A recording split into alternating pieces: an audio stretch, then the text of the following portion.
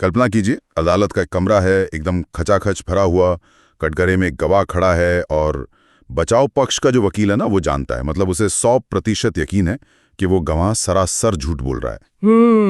अब जो फिल्मों में हम देखते हैं, ऐसे समय क्या होता है, वकील अपनी मेज थपथपाता है, गवाह की तरफ उंगली उठाता है और एकदम चीखते हुए कहता है कि तुम झूठ बोल रहे हो। हाँ, बिल्कुल बॉलीवुड का टिपिकल सीन है ये, है ना।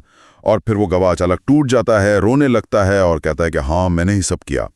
मतलब पर्दे पर ये सब देखना बहुत ही रोमांचक लगता है, लेकिन जो लोग असल जिंदगी की अदालती कार्यवाही को समझते हैं ना, उनका मानना है कि अदालत में ऐसे तुम झूठे हो चिल्लाना ये केस हारने का सबसे तेज और पक्का तरीका है। बिल्कुल सही कहा आपने, क्योंकि असल जिंदगी की अदालतें ना किसी मेलोड्रामा की तरह नहीं चलती। ये शतरंज के एक बेहद शांत, जटिल और मतलब एक मनोवैज्ञानिक खेल की तरह चलती हैं। वहां कोई ऐसी भावुक चीख पुकार नहीं होती है। अच्छा। एक अनुभवी वकील जो होता है वो जानता है कि जब कोई गवाह कटघरे में आता है तो वो पहले से ही मानसिक रूप से एक पूरी किलेबंदी करके आता है, मतलब पूरी तैयारी के साथ। हाँ बिल्कुल, वो हर सीधे हमले का जवाब देने के लिए तैयार रहता है। तो ऐसे में सीधे आरोप लगाना अपना ही जो दाव है उसको कमजोर करना है। खैर, आज के हमारे इस विस्तृत विश्लेषण या कह लें इस गहन चर्चा का मकसद भी ठीक इसी मनोवैज्ञानिक खेल की परतों को खोलना है। और जो लोग हमें सुन रहे हैं उन्हें मैं बता दूं कि हमारे पास आज जो स्रोत है वो कोई अकादमिक रिसर्च पेपर या कानून की सूखी किताब नहीं है। हाँ। ये सीधे अदालत के मैदान से निकली हुई एक बहुत ही मारक रणनीति है। बिल्कुल। हम आज अधिवक्ता मनीष शुक्ला जी द्वारा प्रस्तुत की जा रही FIR से फैसले तक आपराधिक विधि ड्राफ्टिंग श्रृंखला है। हाँ। उसके 25वें भाग पर गहराई से चर्चा करने वाले हैं। बिल्कुल। और इस भाग में उन्होंने जिस तकनीक का खुलासा किया है उसे कानूनी गलियारों में रिवर्स क्रॉस एग्जामिनेशन कहा जाता है। Reverse cross examination. हाँ, ये एक ऐसी रणनीति है जिसका उद्देश्य गवाह से सच उगलवाना नहीं है, बल्कि उसके बुने हुए झूठ की जो नींव है ना, उसको बिना शोर किए खोखला करना है। अरे वाह! और इस विषय की अहमियत सिर्फ कानून के छात्रों या वकीलों तक सीमित नहीं है। बिल्कुल नहीं। ये मनोविज्ञान, तर्क और मानव व्यवहार को समझने का एक बहुत ही अद्भुत नजरिया है। कोई भी व्यक्ति जो ये समझना चाहता है कि एक मनगढ़ंत कहानी और एक सच्ची घटना के बीच कैसे फर्क किया जाता है, उसके लिए ये चर्चा बहुत ही प्रासंगिक होने वाली है। हाँ, और यहाँ ये भी स्पष्ट करना बहुत जरूरी है कि इस स्रोत के पीछे मनीष शुक्ला और एसोसिएट्स का जो मुख्य उद्देश्य है वो है कानून की पेचीदगियों को आम इंसान की समझ के दायरे में लाना। जो कि बहुत जरूरी है आज के समय में। बिल्कुल। और ये कितनी व्यवहारिक पहल है, इसका अंदाजा आप इसी बात से लगा सकते हैं कि जमीनी स्तर पर कानूनी सहायता के लिए उन्होंने एक विशेष हेल्पलाइन नंबर भी जारी किया है। अच्छा, वो क्या है? वो नंबर है 9839036853। 9839036853। ठीक है। हाँ, और इस पर व्हाट्सएप के माध्यम से या रात 8 से 10 बजे के बीच सीधे कॉल करके सलाह ली जा सकती है। क्या बात है! मतलब ये दिखाता है कि ये जो ज्ञान है ये सिर्फ बंद कमरों के लिए नहीं है बल्कि समाज के लिए है। बिल्कुल। तो आज हमारा पूरा ध्यान गवाहों की विश्वसनीयता को परखने और उसे तोड़ने की इसी रिवर्स तकनीक पर होगा। तो इस रिवर्स तकनीक को समझने के लिए सबसे पहले हमें सामान्य जिरा यानी जो ट्रेडिशनल क्रॉस एग्जामिनेशन होता है ना, उसको समझना होगा। जो हम अक्सर देखते हैं। हाँ, सामान्य जिरा में वकील अक्सर गवाह पर बहुत दबाव डालता है, उसे घेरने की कोशिश करता है और ये उम्मीद करता है कि गवाह घबराहट में सच बोल देगा, जो कि असल में बहुत कम होता है। बहुत ही कम। लेकिन मनीष शुक्ला जी के सिद्धांत के अनुसार इस रिवर्स क्रॉस एग्जामिनेशन में वकील गवाह से ये मनवाने की कोशिश ही नहीं करता कि वो झूठ बोल रहा है। तो रुकिए, अगर मैं इसे ऐसे समझूं, मान लीजिए मेरे सामने एक बहुत मजबूत ईंटों की दीवार है। ठीक है। और वो दीवार उस गवाह की झूठी कहानी है। अब सामान्य जरा उस दीवार को सामने से हथौड़े मारकर तोड़ने की कोशिश है, जिसमें बहुत पसीना लगेगा, बहुत समय लगेगा और शायद वो दीवार टूटे भी ना। बिल्कुल, शायद टूटे भी ना। लेकिन ये जो रिवर्स टेक्निक है, ये ऐसा है जैसे मैं दीवार पर सामने से वारी ना करूं, बल्कि चुपचाप एक एक करके उसकी बुनियाद से कुछ ईंटें खिसका दूं। एकदम सही। और फिर बस पीछे हट जाऊं। एक समय ऐसा आएगा जब वो पूरी इमारत अपने ही वजन से भरभरा कर गिर जाएगी। क्या मैं सही दिशा में सोच रहा हूं? मैं कहूंगी कि ये दीवार और बुनियाद वाली जो एनालॉजी है ना, ये इस पूरे प्रक्रिया को बिल्कुल सटीकता से समझाती है। अच्छा। देखिए, जब कोई गवाह झूठ बोलने के लिए अदालत में आता है तो उसके दिमाग पर एक बहुत भारी कॉग्निटिव लोड यानी एक मानसिक दबाव होता है। हाँ, उसे सब कुछ याद रखना पड़ता है। बिल्कुल, उसे अपनी रटी हुई कहानी के हर हिस्से को याद रखना होता है कि किसने किसको मारा, हथियार कौन सा था, कितने बजे की घटना है। अब चालाक वकील उस मुख्य घटना पर वार ही नहीं करता क्योंकि गवाह ने उसके लिए सबसे तगड़ी तैयारी की होती है। जाहिर सी बात है, वो तो रट कर आया है। हाँ, तो वकील उस गवाह के विश्वसनीयता या जिसे हम क्रेडिबिलिटी कहते हैं, उस पर वार करता है। अदालत में ये साबित करना कतई जरूरी नहीं है कि गवाह झूठ बोल रहा है। तो फिर क्या साबित करना होता है? सिर्फ ये साबित करना काफी है कि इस गवाह पर भरोसा नहीं किया जा सकता। और जब किसी की विश्वसनीयता ही शून्य हो जाती है तो उसके द्वारा कहा गया हर एक शब्द कानूनी रूप से अपना वजूद खो देता है। ये तो बहुत ही गहरा मनोवैज्ञानिक दांव है। मतलब आप सीधे आरोप नहीं लगा रहे, बस भरोसा तोड़ रहे हैं। बिल्कुल। लेकिन सिद्धांत को समझ लेना एक बात है, और एक खचाखच भरी अदालत के उस तनावपूर्ण माहौल में जहां जज साहब सामने बैठे हैं, हाँ, वहां इसे लागू करना बिल्कुल अलग बात है। सही कहा आपने। स्रोत में अमन वाजपेयी जी ने इस रणनीति को बहुत ही व्यावहारिक रूप से समझाया है। उन्होंने 4 सवालों का एक ऐसा चक्रव्यूह तैयार किया है जिसमें घुसने के बाद एक झूठे गवाह का बाहर निकलना लगभग नामुमकिन हो जाता है। अगर हम उन सवालों को एक एक करके समझें तो अदालत की असल कार्यवाही का एक बहुत ही स्पष्ट चित्र उभर कर आता है। तो मैं बताती हूँ, अमन वाजपेयी जी द्वारा बताए गए वे 4 सवाल वास्तव में किसी भी गवाही का लिटमस टेस्ट हैं। और सबसे दिलचस्प बात यह है कि इनमें से कोई भी सवाल सीधे तौर पर उस अपराध से जुड़ा हुआ लगता ही नहीं है। अच्छा, तो पहला सवाल क्या है? पहला सवाल जो इस चक्रव्यूह का प्रवेश द्वार है वो ये है, क्या गवाह वास्तव में घटनास्थल पर मौजूद था? देखने में तो ये बहुत ही सीधा और बुनियादी सवाल लगता है ना? मतलब कोई भी गवाह यही कहेगा कि हाँ जी, मैं वहीं था, इसीलिए तो यहाँ गवाही दे रहा हूँ। तो एक वकील ये कैसे साबित करता है कि वो वहां नहीं था, वो भी बिना उसे झूठा कहे? यहीं पर परिधीय विवरणों, मतलब जो पेरिफेरल डिटेल्स होते हैं ना, आसपास की चीजों का महत्व, वो सामने आता है। Peripheral details. हाँ, वकील कभी ये नहीं पूछता कि क्या तुम सच में वहां थे। इसके बजाय वो पूछता है, जिस गली में ये घटना हुई वहां सड़क के बाईं तरफ कौन सी दुकान है? अरे वाह। या फिर वो पूछेगा, जिस समय आप वहां खड़े थे तब मौसम कैसा था? क्या वहां कोई निर्माण कार्य या कंस्ट्रक्शन चल रहा था? समझ रहा हूँ। अब देखिए, एक झूठा गवाह मुख्य घटना को तो रट कर आता है, लेकिन वो उस जगह के छोटे छोटे स्वाभाविक विवरणों को याद नहीं रख सकता। बिल्कुल, उसने तो बस कहानी रटी है। हाँ, और जब वो इन आसपास के सवालों पर लड़खड़ाने लगता है तो जज के सामने ये स्पष्ट होने लगता है कि इस व्यक्ति ने शायद वो जगह कभी देखी ही नहीं है। ये तो बहुत ही शानदार तरीका है। मतलब आप कहानी के केंद्र को नहीं बल्कि कहानी के बैकग्राउंड को कुरेद रहे हैं। एकदम सही। और अगर मान लीजिए गवाह ने किसी तरह बैकग्राउंड भी रट लिया हो, हाँ, तो दूसरा सवाल उसे घेरता है। हाँ, दूसरा सवाल ये है कि जो घटना गवाह ने देखी, क्या प्राकृतिक और भौतिक परिस्थितियों में, मतलब फिजिकल सर्कमस्टेंसेस में, उस घटना को देखना संभव भी था? इसे एक उदाहरण से समझते हैं। हाँ प्लीज। मान लीजिए एक गवाह कहता है कि उसने रात के 11 बजे 50 मीटर की दूरी से आरोपी को पीड़ित पर वार करते हुए बिल्कुल साफ देखा। ठीक है। अब सामान्य ज़िरे में वकील क्या कहेगा? वो कहेगा, तुम झूठ बोल रहे हो, इतनी दूर से कैसे देख सकते हो? और गवाह पलट कर कहेगा, मेरी आंखें बहुत तेज हैं। बिल्कुल, और बहस वहीं खत्म हो जाएगी। लेकिन रिवर्स क्रॉस एग्जामिनेशन में वकील गवाह से उसकी आंखों के बारे में कोई बहस नहीं करता। तो वो क्या पूछता है? वकील भौतिक विज्ञान और परिस्थितियों के इर्द गिर्द अपना जाल बुनता है।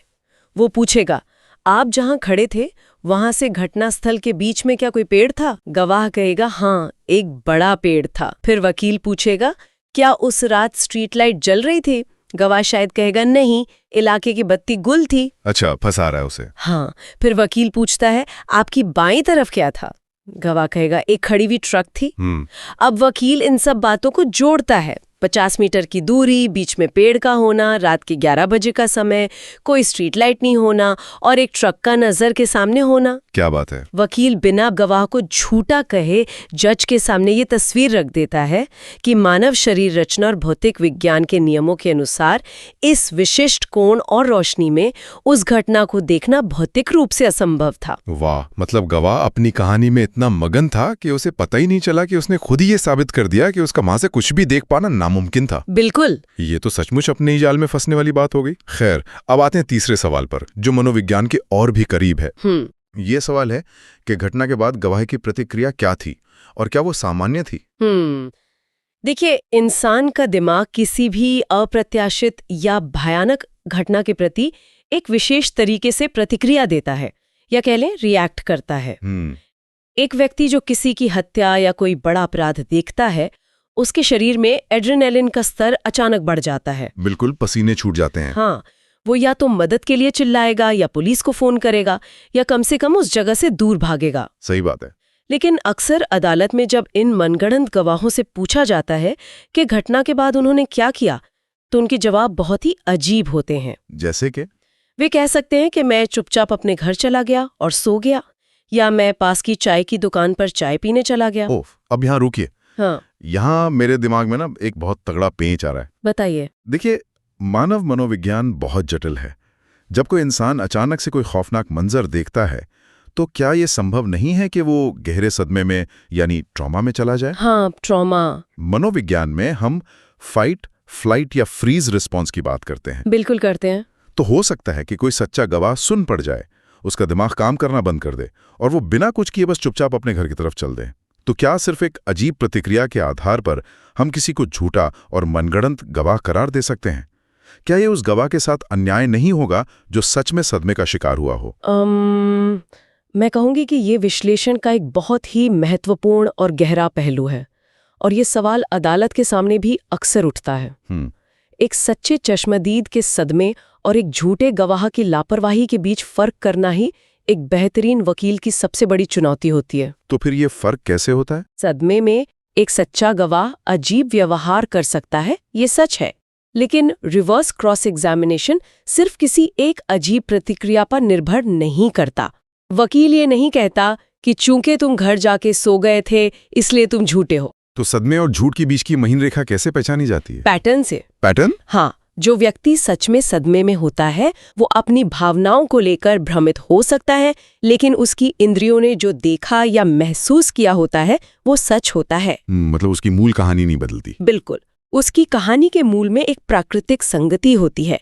लेकिन अमन वाजपेयी जी का चौथा सवाल इसी गुत्थी को सुलझाने के लिए है। चौथा सवाल वो ये है कि क्या गवाह के बयान में समय, स्थान या घटनाक्रम को लेकर विरोधाभास या कॉन्ट्रडिक्शंस है?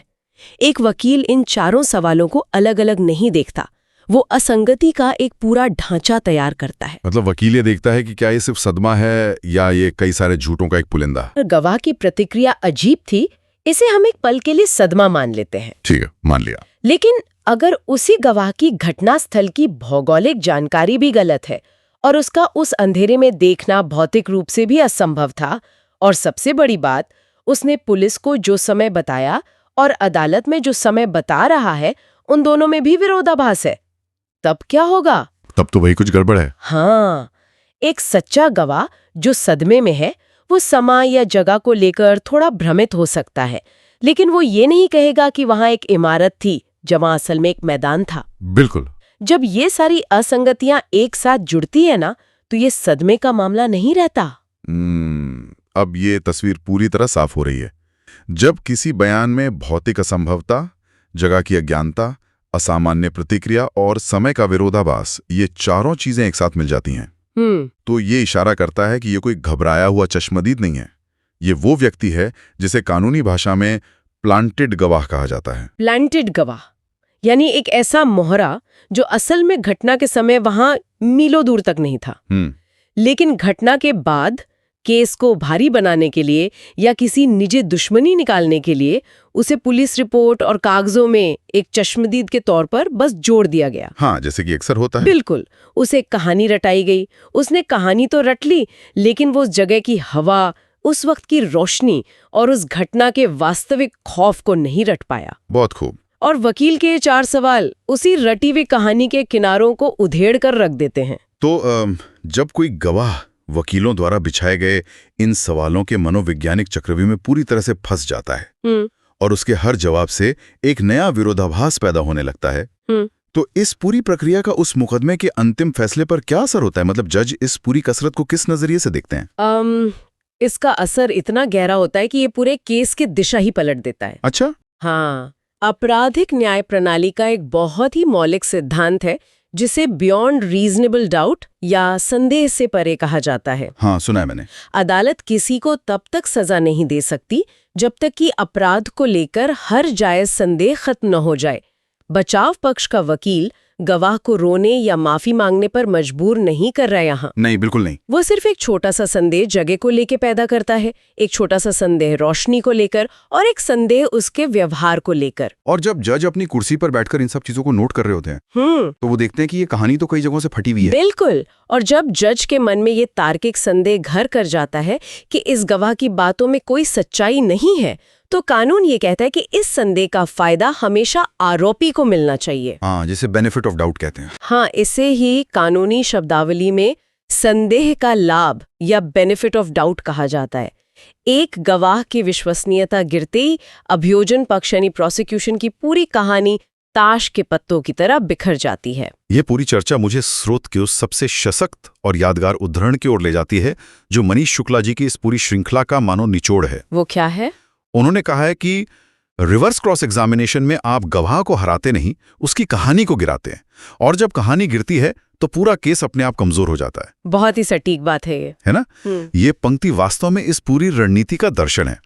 गवाह को निजी तौर पर हराने की कोई जरूरत नहीं है, बस उसकी बुनी हुई कहानी की वास्तुकला को नष्ट कर दीजिए। और ये इस बात का भी प्रमाण है कि एक श्रेष्ठ वकील सिर्फ कानून की धाराओं का जानकार नहीं होता, वो मानव स्वभाव का पारखी होता है। वो ये जानता है कि एक इंसान का दिमाग कैसे काम करता है, वो कब झूठ बोलते समय असहज होता है और किन सवालों पर उसकी रटी हुई कहानी लड़खड़ाने लगते हैं। बिल्कुल। अदालत के उस कक्ष में हर एक खामोशी, हर एक हिचकिचाहट और हर एक नजर चुराने के अपने गहरे मायने होते हैं। अगर इस पूरी गहन चर्चा को एक फ्रेम में रखा जाए तो स्पष्ट होता है कि न्याय की जो प्रक्रिया है वो सिर्फ काले कोट और भारी भरकम किताबों तक सीमित नहीं है। बिल्कुल भी नहीं। ये इंसानी दिमाग, परिस्थितियों के सूक्ष्म विश्लेषण और तर्क के धागों को पिरोने की एक अद्भुत कला है। ये जानना बहुत ही रोमांचक है कि कैसे एक वकील किसी के गढ़े हुए झूठ की बुनियाद में से एक एक ईंट खिसकाता है और फिर बस उस झूठ के अपने ही वजन से ढह जाने का इंतजार करता है। और जो लोग इस कानूनी मनोविज्ञान को और गहराई से समझना चाहते हैं,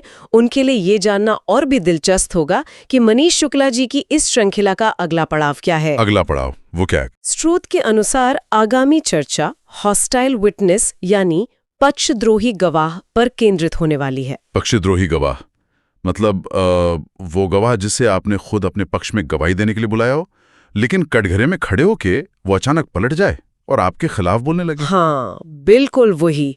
और ये किसी भी वकील के लिए अदालत में सबसे डरावना सपना होता है। अरे बाप रे! जब आपका अपना ही हथियार आप पर पलटवार कर दे, तब अदालत की असली रणनीतियां क्या होती हैं, ये जानना कानूनी दांव पेच के एक बिल्कुल नए स्तर को समझने जैसा होगा। ये तो किसी सस्पेंस थ्रिलर से कम नहीं लग रहा है मुझे।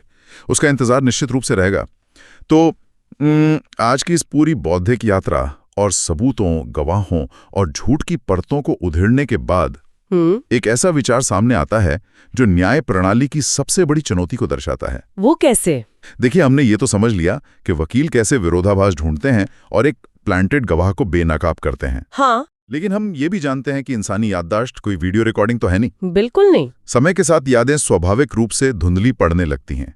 सालों पुरानी घटना के विवरण दिमाग से मिटने लगते हैं। ये तो एक इंसान की फितरत है। हाँ, तो ऐसे में ये सोचना बेहद दिलचस्प और थोड़ा परेशान करने वाला भी है कि अदालतें और एक जज अंततः ये कैसे तय करते होंगे कि गवाह के बयान में दिखने वाला वो छोटा सा विरोधाभास, वो छोटी सी गलती महज एक इंसान की कमजोर होती याददाश्त का नतीजा है या फिर वो किसी बहुत ही शातिर दिमाग द्वारा गढ़ी गई एक झूठी कहानी का मोहरा है। ये तो बहुत ही गहरा सवाल है ना? क्या हमारी न्याय प्रणाली अपने तमाम नियमों और प्रक्रियाओं के बावजूद इंसानी दिमाग और उसकी याददाश्त की इस अथाह जटिलता को कभी पूरी तरह से नाप सकती है? ये एक ऐसा सवाल है जो किसी को भी गहरे सोच विचार में डाल सकता है।